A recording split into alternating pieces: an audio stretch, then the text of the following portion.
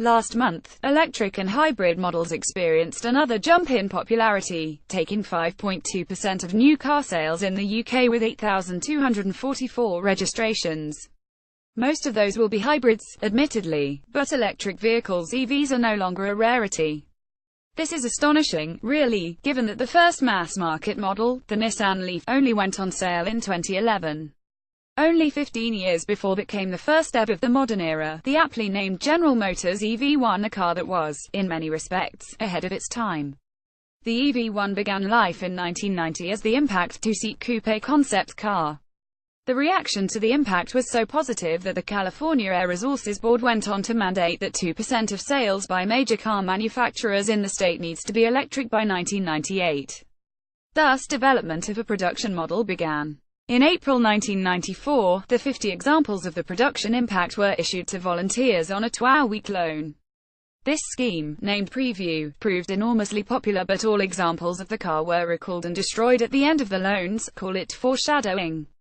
Development behind the scenes continued, resulting in an evolved version of the Impact, the ev1, that rolled out in 1996. Exclusive to residents of California and Arizona, the ev1 was made available on a leasing program with monthly fees of around $400, $615 or £470 today. This was due to the fact that the car would have been unpalatably expensive to buy, with a mooted price of around $35,000, $53,800 or £41,000 today. On the 28th of August 1996, Autocar's John McCormack traveled to the US to evaluate this pioneer. The ev1 is based on a stiff and light aluminium structure, we explained. It's powered by one electric motor, a three-phase, 137 bhp 102 kilowatts AC induction motor that spins to 13,000 revolutions per minute. It is integrated into a drive unit that contains a two-stage gear reduction and differential. The powertrain weighs 68 kilograms 150 pounds, one-third the weight of a comparable four-cylinder engine and transaxle. Naturally, there are no exhaust emissions and the motor requires no oil changes. A suitcase-size box at the top of the engine bay is the brains of the ev1. Stuffed with Delco-developed electronics, the propulsion control module PCM converts 312 volts of DC power from the 26 lead-acid batteries into three-phase AC power. The PCM decides how much voltage to send to the motor depending on accelerator position, when to turn the motor into a generator if the driver presses the brakes, and when to switch the current phase when the driver selects reverse. It also communicates with 6 other microprocessors that regulate everything from interior temperature to the charge state of the battery pack. Then it was time to get behind the wheel. And even this was unconventional, with the ev1 unlocked and started not with a key but by entering a 5-digit code via a pad outside the door and then by the gear selector. You then pressed a button, hidden in a myriad of others, marked Run. You know you have woken the ev1 up because the digital instrument display in the center of the dashboard, plus rows of warning lights on either side, light up impressively for a moment, then turn off, we wrote, but there is a disconcerting lack of noise. In fact, blipping the accelerator produces no effect at all. Silence reigns. Time to move the shift lever from park to drive and try the pedal again. Gingerly, the ev1 moves off, accompanied by only a muffled whine under the bonnet. Confidence rising, you floor it and the result is a surprise. The ev1 bounds forward at a rate of knots. Fast enough that you quite believe GM's claimed 060 mph time of less than 9.0 sec. Top speed was a regulated 80 miles per hour, although a special version had set an EV record of 183.8 miles per hour in 1994. The ev1's front disc rear drum brakes work just fine, we added, and you have the curiously satisfying sensation of knowing that the braking action is actually recharging the batteries, because the motor is being temporarily used as a generator. As for ride and handling, you quickly realized that this is no sports car. We continued the skinny tires, pumped up to 50 psi, are designed for ultra-low rolling resistance, so understeer is the name of the game.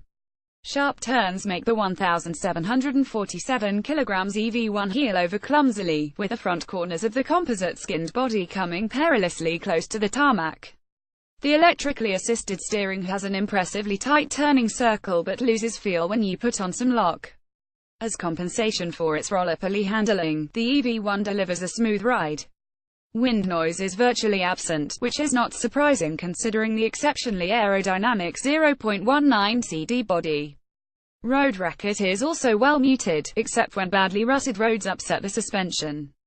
GM's years of testing the EV1 had revealed it to have a realistic driving range of about 70 miles if you drove it near its top speed, or up to 90 miles if you averaged around 45 miles per hour.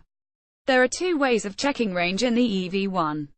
One is a state of charge readout, which displays the battery pack's energy level via a series of bars and is the equivalent of a regular fuel gauge. The other is a range remaining readout, although, confusingly, this display is ultra-sensitive to the way you've been driving over the previous 5 miles, we pointed out.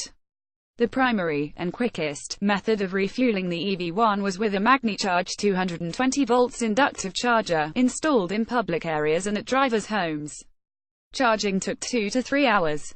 The backup was a 110 volts portable charger, with a conventional plug, stored in the boot. A full charge from this took 1,215 hours. We continued up to this point. You can't help but be impressed by the overall driving experience. The EV1 is impressively quick, comfortable, maneuverable and boasts all the normal amenities. Furthermore, it is bursting with cleverly engineered features. There is no question that the EV1 is a technological triumph for GM, but, at the same time, it's an essentially flawed endeavor. The sad fact is that the car is lugging around a whopping 522 kilograms of lead-acid batteries to go at best 90 miles. A car powered by an efficient conventional engine carrying the same weight in petrol could travel 10,000 miles. The EV1 is also hopelessly handicapped by the hideous expense of the batteries. And so we concluded a great deal of electric cars' future depends on factors beyond manufacturers' control. Government subsidies, tax credits and other financial support for owners could make a significant difference. In the meantime, GM deserves praise for creating a milestone in the evolution of the electric car. In 1999, GM released a Mk2 EV1 that was lighter and had a longer range of 100,140 miles. However, it also had longer charging times due to the adoption of new nickel metal hydride batteries. In total, 11 17 ev1s were produced, but, in 2003, despite huge protest from the fanatical pool of drivers, all ev1s were reclaimed by GM. The official reasons cited were the unprofitability of production and maintaining illegally mandated servicing and parts supply infrastructure. Around 40 were donated to museums and educational facilities, with reportedly all but one having their drivetrains deactivated.